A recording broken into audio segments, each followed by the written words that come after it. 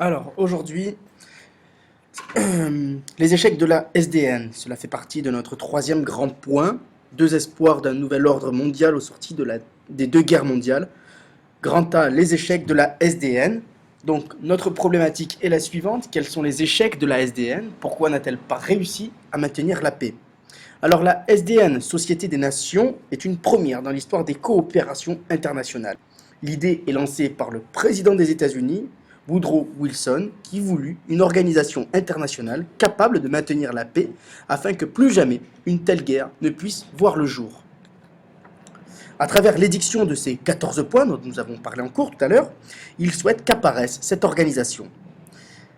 Sa création est prévue lors de la conférence de Paris en juin 1919, l'objectif étant de se baser sur l'égalité des nations, toutes engagées sur un pied d'égalité. Là encore, nous l'avons vu ce matin.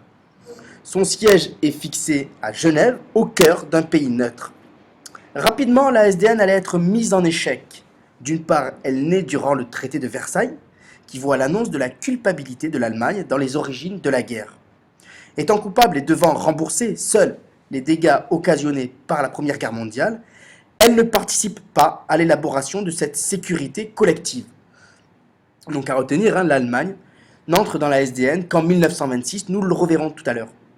D'autre part, les États-Unis refusent, par un vote du Congrès, de signer le traité de Versailles et refusent également d'être membre de la SDN, dont elle est à la base, je le rappelle. La SDN se compose à l'origine de 42 pays, dont 26 non européens. Le Conseil de la SDN est administré par 4 puissances: France, Angleterre, Italie et Japon. Chacune de ces 4 puissances possède un siège de délégué permanent. En 1926, l'Allemagne, grâce à une politique pacifique menée par Briand et Stresemann, nous l'avons vu en cours, ce sont tous les deux des ministres des Affaires étrangères de la France et de l'Allemagne. Grâce donc à cette politique pacifique, l'Allemagne rejoint l'organisation internationale en 1926. En 1934, c'est l'URSS communiste de Staline qui rejoint la SDN. Ainsi, le panel des nations engagées à la SDN est très diversifié. Donc les décisions sont votées par une assemblée réunissant tous les États membres. La SDN a pour but de régler les conflits entre nations par des sanctions économiques et financières. Nous l'avons vu encore ce matin en cours. Celle-ci ne dispose cependant pas d'armée d'intervention. Malgré ces difficultés, l'action de la SDN n'est pas un échec, ou n'est pas qu'un échec.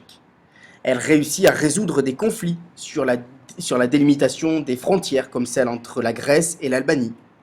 Elle peut également compter sur un esprit de Genève, grâce aux actions d'Aristide Briand et de Kellogg, secrétaire d'État américain, qui déclare, je le rappelle, on l'a vu en cours ce matin, qui déclare en 1928 la guerre interdite. On va désormais faire la guerre à la guerre.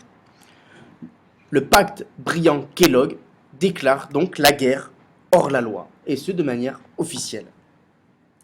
L'Allemagne, acceptant de reconnaître le rattachement par la France de l'Alsace et de la Lorraine lors du pacte de Locarno en 1925, nous l'avons vu en cours, l'Allemagne rejoint donc la SDN. La guerre, à partir de là, paraît désormais improbable, voire impossible. Or, personne n'avait imaginé la crise des années 30. Celle-ci allait montrer les limites de la SDN. Cette dernière se voit également incapable d'empêcher l'arrivée au pouvoir des régimes totalitaires.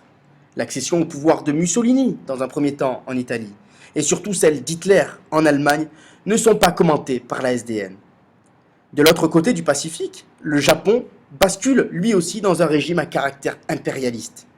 Peu après l'annexion de la Mandchourie, en 1931, le Japon se retire tout simplement, en 1933, de la SDN. Je rappelle qu'elle était membre permanent, elle faisait partie de ces 4 puissances qui avaient un membre permanent, un délégué permanent au sein de la SDN. En 1935, lorsque l'Italie s'empare d'un pays souverain et membre de la SDN, l'Éthiopie, celle-ci ne prononce que des sanctions économiques envers l'Italie. Hitler encourage même l'Italie à obtenir cette annexion et l'aide économiquement et devient finalement son allié. Face à la timidité de la SDN à sanctionner le non-respect des règles qu'elle a édictées, Hitler s'autorise tout simplement, lui aussi, à les bafouer. Une première fois, il viole le traité de Versailles en remilitarisant la Rhénanie, 1936. Puis il annexe l'Autriche en 1938. Puis les Sudètes et finalement la Pologne en 1939. Mais aussi, il intervient militairement en Espagne de 1936 à 1938. Rappelez-vous le tableau de Picasso, Guernica. Finalement, la SDN n'a pu empêcher le déclenchement de la Seconde Guerre mondiale. Cette dernière provoqua purement et simplement sa disparition.